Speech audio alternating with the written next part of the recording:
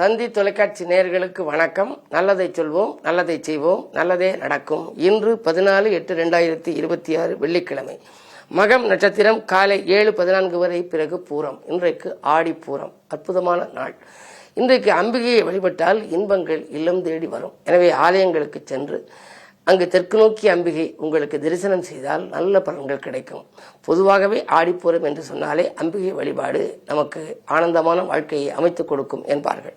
இன்றைக்கு நான் உங்களுக்கு சொல்ல இருக்கிற நல்ல கருத்து, சில தினங்களுக்கு முன்னாலே நவகிரகங்களும் அதை பற்றிய சில கருத்துகளும் சொன்னேன். நவகிரகத்தை கும்பிட்டோம்னா நமக்கு நல்லது நடக்கும் அப்படிங்கிறத பற்றி சொன்னேன். ஆதித்தன், அம்புலி, செவ்வாய், அநீதிகள் புதன், வியாழன், சீதள சுக்கிரன் சனியினோடு சீறுகின்ற ராகு, கேது, இந்த 9 கிரகங்களையும் ஆதரவளிக்க வேண்டி அனுதினம் வழிபட்டோர்க்கு சோதனை காலம் மாறும், சுடர்மிகு வாழ்வு சேரும் அப்படின்னு ஒரு பாடல்னு சொன்னேன். அது மட்டுமல்ல, சூரியன், சோமன், செவ்வாய், சொற்புதன், வியாழன், வெள்ளி, காரியம், ராகு, கேது, கடவுளர் 9 நாம தாரியர் சர்க்கரத்தை தரித்திரர் பூசித்தாரும் பாரினில் செல்வம் உண்டாம் பாக்கியம் நல்கும் தானேங்கிறேன். இது ஒரு பழைய பாடல். பொதுவாக காரி அப்படின்னு சொல்ல சனின்னு அர்த்தம். ஒவ்வொரு கிரகங்களுக்கும் உரிய பேரை சொல்லி இதெல்லாம் கும்பிட்டா நல்லது அப்படிங்கிறாங்க. நவகிரகங்கள் துதிப்பிரியர்கள். அதாவது சிவனை அருள் பெறணும் அப்படின்னா தினந்தோறும் அபிஷேகம் செய்யணும். சிவனுக்கு தொடர்ந்து ஒரு மண்டலம் 45 நாள் அபிஷேகம் செய்தால் உங்களை பற்றின சிந்தனை நல்லது செய்வான். அபிஷேக பிரியன் அப்படிங்கிறது சிவன். அலங்கார பிரியன்கிறது யாருன்னா விஷ்ணு. பெருமாள்கிட்ட நீங்கள் உங்களுடைய அவருடைய ஆதரவு வேணும், அவருடைய அருளுக்கு பாத்திரமாகணும்னா நல்ல பட்டு பீதாம்பரதாரி, நல்லா அலங்கரித்து பார்க்கணும். மாலை அணிவித்து, வாகை மாலை அணிவித்து, பச்சை பட்டு அணிவித்து, நல்லா அக்காரடசல் அது மாதிரி நெய்வேத்தியம் போடுறதுல நல்ல இனிப்பு நெய்வேத்தியங்கள்லாம் போட்டு அதை நம்ம வழிபட்டோம்னா அதனுடைய அருளுக்கு பாத்திரமாகலாம். நவகிரகங்கள் துதிப்பிரியர்கள்ங்கிற துதிக்க துதிக்க துதிக்க அதை கொண்டாட கொண்டாட கொண்டாட நமக்கு நல்லது நடக்குமா. அந்த நவகிரகங்களுக்கு மனைவி யாருன்னு நீங்கள் தெரிஞ்சுக்கணும். சூரியனுக்கு மனைவி பேர் உஷா தேவி அப்படின்னு பேர். சந்திரனுக்கு மனைவி ரோகிணி தேவி அப்படின்னு பேர். செவ்வாய்க்கு மனைவி சக்தி தேவின்னு பேர். புதனுக்கு மனைவி ஞான தேவின்னு பேர். குருவுக்கு மனைவி தாரா தேவின்னு பேர். சுக்கிரனுக்கு மனைவி சுகிர்தி தேவின்னு பேர். சனிக்கு மனைவி நீலா தேவின்னு பேர். ராகுக்கு சிம்ஹி தேவி. கேதுவுக்கு சந்திரலேகி தேவின்னு பேர். இதில் சூரியனுக்கு உஷா தேவி, சாயா தேவின்னு இருக்குன்னு சொல்லுவாங்க. பொதுவாக அந்த ஜோடி நவக்கிரகம்னு இருக்க இடங்களுக்கு போய் கும்பிட்டோம் அப்படின்னா கல்யாணமே காலமாக நடக்கலை. 4 வருஷமாக பேசலாம், 5 வருஷமாக பேசலாம், 38 வருஷம் ஆச்சு, 40 வருஷம் ஆச்சு, பையனுக்கும் கல்யாணம் ஆகலை, பொண்ணுக்கும் ஆகலை அப்படின்லாம் இருக்கவங்க கல்யாண நவகிரகத்தை போய் கும்பிட்டாங்கன்னா கண்டிப்பாக கல்யாணம் நடைபெறுமா. இது சில இடங்களில் தமிழ்நாட்டில் இருக்குது. இது மாதிரி உள்ள அந்த நவகிரகங்கள் கல்யாண நவகிரகம்னா ஜோடி நவகிரகம். மானகிரின்னு ஒரு ஊர் இருக்குது, காரைக்குடி பக்கத்தில் இருக்குது. மானகிரின்னு சிவகங்கை மாவட்டத்தில். இன்னொன்று சிவகங்கை மாவட்டத்திலே ஆவினிப்பட்டின்னு ஒரு ஊர். திருப்பத்தூருக்கு பக்கத்தில் இருக்கக்கூடிய கீழச்சொல்பட்டியிலேருந்து ஒரு 3 கிலோமீட்டர் தூரம் வரும். 3-4 கிலோமீட்டரில் இருக்குது ஆவினிப்பட்டின்னு. அங்கே உள்ள சிவாலயத்திலையும் இருக்குது. மற்ற இடங்கள்லையும் உங்களுக்கு இருக்கலாம். நீங்கள் அங்கே போய் பார்த்தீங்கன்னா சிவாலயங்களில் எங்கெங்கெல்லாம் ஜோடி நவக்கிரகம் இருக்கோ அங்கே போய் நம்ம கும்பிட்டோம் அப்படின்னா இந்த கல்யாண கனவுகள் நனவாகும். இப்போ பொதுவாகவே ஒரு காலத்தில் சொர்க்கத்தில் நிச்சயிக்கப்பட்டது திருமணம், இப்போ ரொக்கத்திலையும் நிச்சயிக்கப்படுது. சில இதுகளுக்கு பொருத்தமில்லாமையும் போயிடுது. மனப்பொருத்தமெல்லாம் பார்த்து செய்கிற போது தடைகள் நிறைய வந்துக்கிட்டு இருக்கு. ஆகையினால இந்த நவகிரகங்களில் சுக்கிரனுக்கு ரொம்ப முக்கியத்துவம். கல்யாணத்தை பொறுத்தவரை சுக்கிரன் களத்திர காரகன் அப்படிங்கிறது. ஒவ்வொரு கிரகங்களும் எதுக்கு அதிபதி, காரகத்துவங்கிறது நீங்கள் முதல்ல தெரிஞ்சுக்கணும். சூரியன் அப்படின்னு எடுத்துக்கினா அது பிதுர் காரகன். உங்களுக்கு தகப்பனார் ஒத்து வருவாரா, தகப்பனாருடைய ஆதரவு உங்களுக்கு கிடைக்குமா அப்படிலாம் நீங்கள் தெரிஞ்சுக்கணும்னா உங்கள் ஜாதகத்தில் சூரியன் நல்லா இருக்கணும்.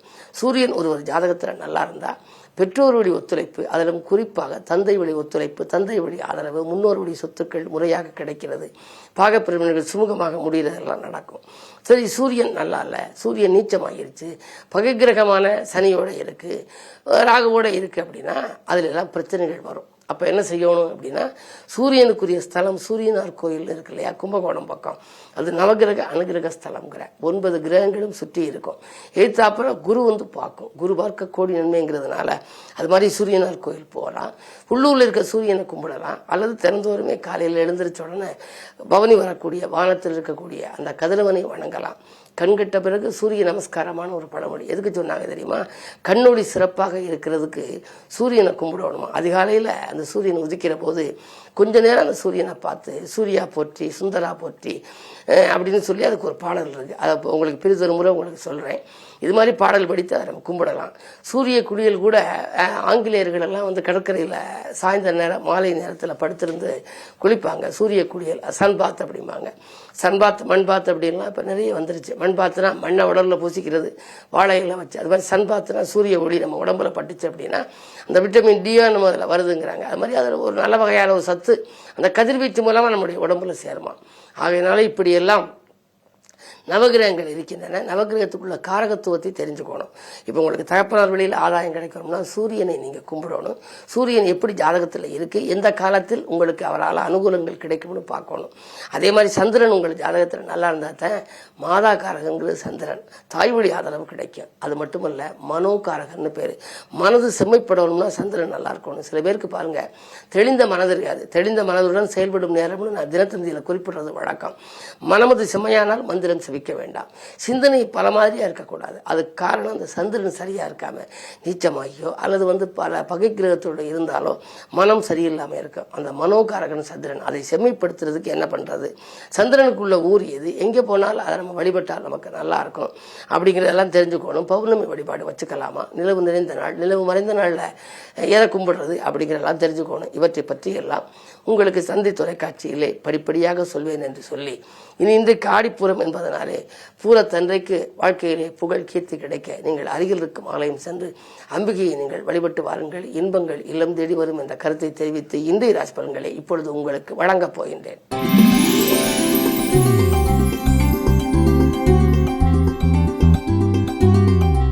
மேசராசி நேயர்களே, உங்களுக்கெல்லாம் இன்று கோவில் வழிபாட்டால் குதூகலம் காணுகின்ற நாள். இன்று கொடுக்கல் வாங்கல்கள் சிறப்பாகவும் இருக்கும்.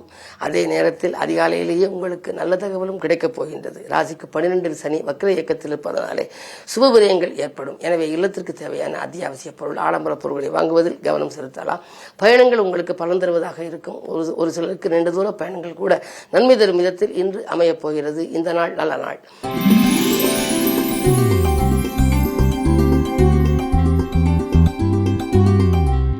ரிஷபராசினியர்களே, உங்களுக்கெல்லாம் எதிர்பாராத விதத்தில் உதவிகள் கிடைத்து இதயம் மகிழ்கின்ற நாள். இன்று இல்லை என்று சொல்பவர்களுக்கு நீங்கள் கொடுத்து உதவுவீர்கள். உறவினர்களின் ஒத்துழைப்பு உங்களுக்கு சிறப்பாக இருக்கும். நண்பர்களும் உங்களுக்கு நல்ல தகவலை கொடுப்பார்கள். ராசிக்கு 12க்கு அதிபதியான செவ்வாய் 2இல் இருக்கின்றார். விரையாதிபதி 2இல் இருந்தால் விரயத்திற்கேற்ற பணம் வந்து கொண்டே இருக்கும். எனவே இன்றைக்கு நீங்கள் இது செய்வோமா அதை செய்வோமா என்று சிந்திக்க வேண்டியதில்லை. எதை செய்தாலும் அதற்கான பொருளாதாரம் உங்களுக்கு தானாகவே தேடி வந்துவிடும். அது மட்டுமல்ல 3ஆம் இடத்திலே சூரியன் இருக்கின்றார். எனவே உடன்பிறப்புகள் வெளியில் ஒரு நல்ல தகவல் கிடைக்கப் போகின்றது. உடன்பிறப்புகள் வேலைக்கு முயற்சித்திருந்தால் அதில் அவர்களுக்கு வெற்றி கிடைக்கும். அதே நேரத்தில் உங்களுக்கு ராசிநாதன் சுக்கிரன் நீச்சம் என்பதனாலே ஆரோக்கியத்தில் மட்டும் கொஞ்சம் கவனம் செலுத்துவது நல்லது.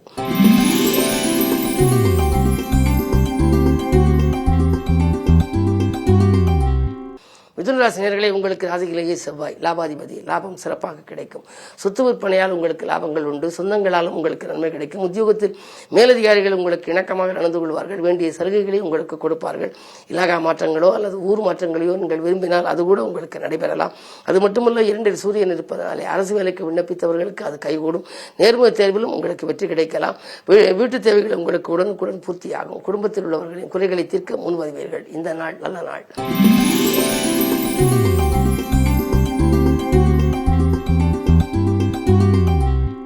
கடகராசினியர்களே, உங்களுக்கு இன்று அற்புதமான நாள், யோகமான நாள்.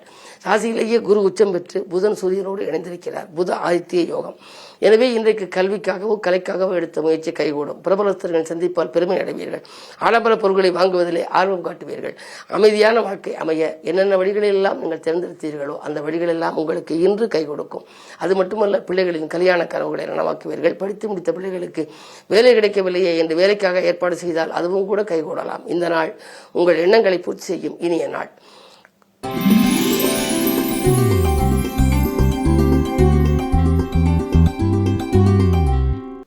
சிம்மராசினர்களே, உங்களுக்கு சந்திரனோடு கேது இருக்கின்றார். மனச்சுமை கொஞ்சம் கூடும், மனக்கவலைகள் அதிகரிக்கலாம்.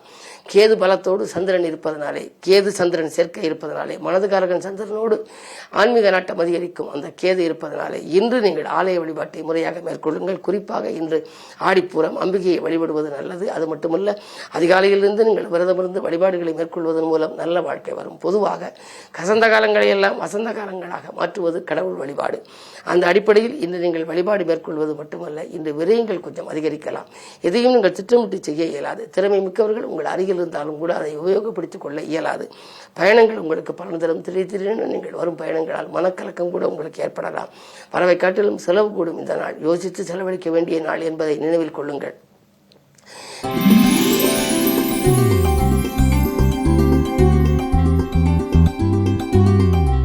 கன்னிராசினியர்களே, உங்களுக்கு 2-9 அதிபதியான புதன் நீச்சம் பெற்றிருக்கின்றார். 10 செவ்வாய்.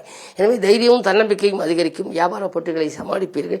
விடிகாலையிலேயே உங்களுக்கு ஒரு நல்ல தகவல் கிடைக்கப் போகின்றது. இருந்தாலும் ஆரோக்கியத்தில் மட்டும் கொஞ்சம் கவலை ஏற்படும். மாற்று மருத்துவம் உங்களுக்கு கை கொடுக்கும். இருந்தாலும் ஒவ்வாமை நோக்கி ஆட்பட்டு ஏதேனும் ஒரு குறைபாடு இருக்கிறதே, இது ஒன்று முடிந்தால் ஒன்று வந்து விடுகிறதே, மருத்துவ செலவு வருகிறதே என்று மனக்கலக்கம் அடைவீர்கள். இருப்பினும் கூட இன்னும் ஒரு சில வாரங்கள் பொறுத்திருப்பது நல்லது. குரு சிம்ம ராசிக்கு வருகின்ற பொழுது உங்களுடைய வாழ்க்கை பாதையில் நல்ல மாற்றங்கள் வரலாம். பொதுவாக இன்று சுக்கிரபலம் கொஞ்சம் நீச்சமாக இருப்பதனாலே இன்றைக்கு நீங்கள் வீட்டுக்கு தேவையான விலை உயர்ந்த பொருட்களை வாங்குவதற்காக செலவிடுவது அல்லது சுப செலவுகளை மேற்கொள்வதன் மூலம் வீண் விரயங்களிலிருந்து விடுபட இயலும். இன்று மாலை பயணம் மகிழ்ச்சி தரும்.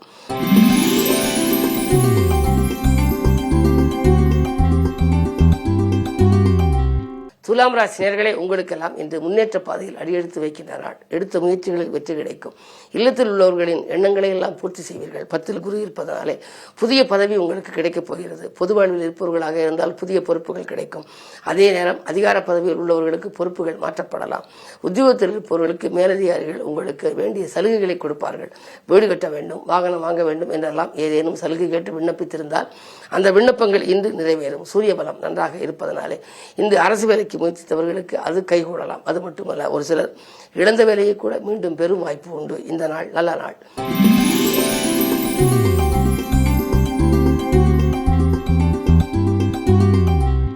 விருச்சிக ராசினியர்களே, உங்களுக்கெல்லாம் இன்று ஆடிப்பூரம் என்பதனாலே அதிகாலையிலேயே நீங்கள் அம்பிகை வழிபாட்டை மேற்கொள்வது நல்லது. அது மட்டுமல்ல, உங்கள் ராசிக்கு 8 செவ்வாய் இருக்கின்றார். எனவே ஆரோக்கியத்தில் கொஞ்சம் கவனம் செலுத்துங்கள். பயணங்கள் உங்களுக்கு பலன் தருவதாக அமையும். திறமை மிக்கவர்கள் உங்களுக்கு அருகிலிருந்து உங்களுடைய திட்டங்கள் தீட்டுவதை வெற்றி பெற செய்வார்கள். அதே நேரத்தில் கேது 10 இருக்கின்றார். புகழ்பெற்ற ஆலயங்களுக்கு சென்று வழிபட்டு வர வேண்டும் என்று சிந்தித்திருப்பீர்கள். அந்த சிந்தனை இன்று நலமாக நடைபெறப் போகின்றது. பூமி வாங்கும் யோகம் அல்லது பூமி விற்பனையில் தனலாபம் கிடைக்கும் யோகம், பொதுவாக சொத்துக்களால் நன்மை கிடைக்கின்ற நாளாக இந்த நாள் அமைகின்றது. பஞ்சமஸ்தானத்தில் சனி. படித்து முடித்த பிள்ளைகளுக்கு வேலை கிடைக்கவில்லையே, வெளிநாடு செல்வார்களா அல்லது செல்வதற்காக முயற்சி எடுப்போமா என்றெல்லாம் நீங்கள் சிந்திப்பீர்கள். அந்த சிந்தனையும் இன்று வெற்றி பெறும். அது மட்டுமல்ல, பிள்ளைகளாலும் உங்களுக்கு உதவி வருமானங்கள் பெருகும்.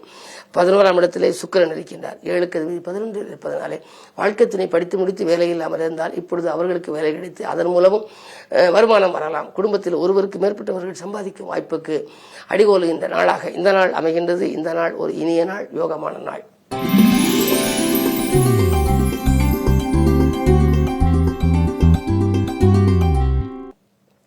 தனுசு ராசி நேயர்களே, உங்களுக்கு அஷ்டமத்தில் 3 கிரகங்கள் அடியெடுத்து வைக்கின்ற பொழுது மன நிம்மதி கொஞ்சம் குறைவாகவே இருக்கும்.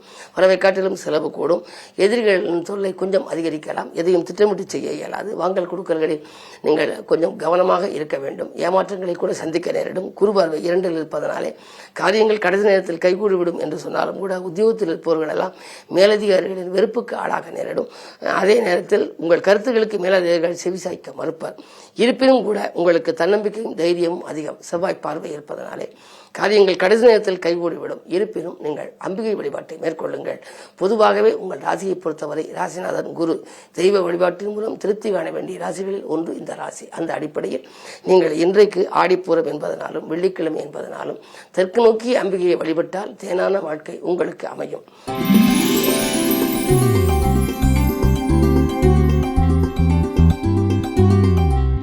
மகர ராசி நேயர்களே, உங்களுக்கு சந்திரபலம் கொஞ்சம் குறைவாக இருக்கிறது, 8ல் சந்திரன். எனவே எதையும் கொஞ்சம் யோசித்து செய்ய வேண்டும், பொறுமையோடு செயல்பட வேண்டும், நிதானத்தோடு செயல்பட வேண்டும். பொருள் உறவில் தடைகள் ஏற்பட்டு தானாக விலகலாம். என்ன இருந்தாலும் 2ல் ராகு இருக்கின்றார். காரியங்கள் கடைசி நேரத்தில் கைகூடிவிடும். மனக்கவலை கொஞ்சம் அதிகரிக்கலாம். பணப்புழக்கம் கொஞ்சம் குறைவாகவே இருக்கின்றது. அஷ்டமத்தில் கேது இருப்பதனாலே பயணங்கள் கொஞ்சம் தாமதப்படலாம். பயணங்களால் அலைச்சலுக்கேற்ற ஆதாயம் கிடைக்குமா என்பது சந்தேகம்தான். இன்று முழுமையாக நீங்கள் ஆலய வழிபாட்டை மேற்கொள்ளுங்கள். விரதமிருந்து அம்பிகையை வழிபடுவதன் மூலம் நன்மைகள் கிடைக்கும்.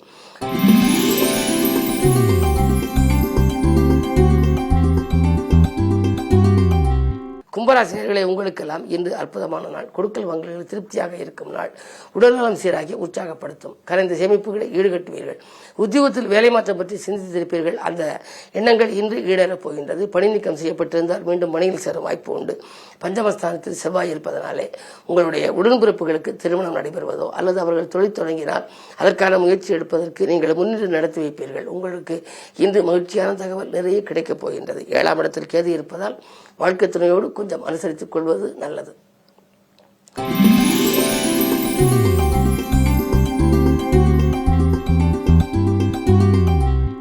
மீனராசினியர்களே, உங்களுக்கு இன்று அற்புதமான நாள், யோகமான நாள். ராசியிலேயே சனி. லாபாதிபதி விரையாதிபதியாக விளங்குபவர் சனி. விரையாதிபதி வக்கிரம் பெறுவது நன்மைதான்.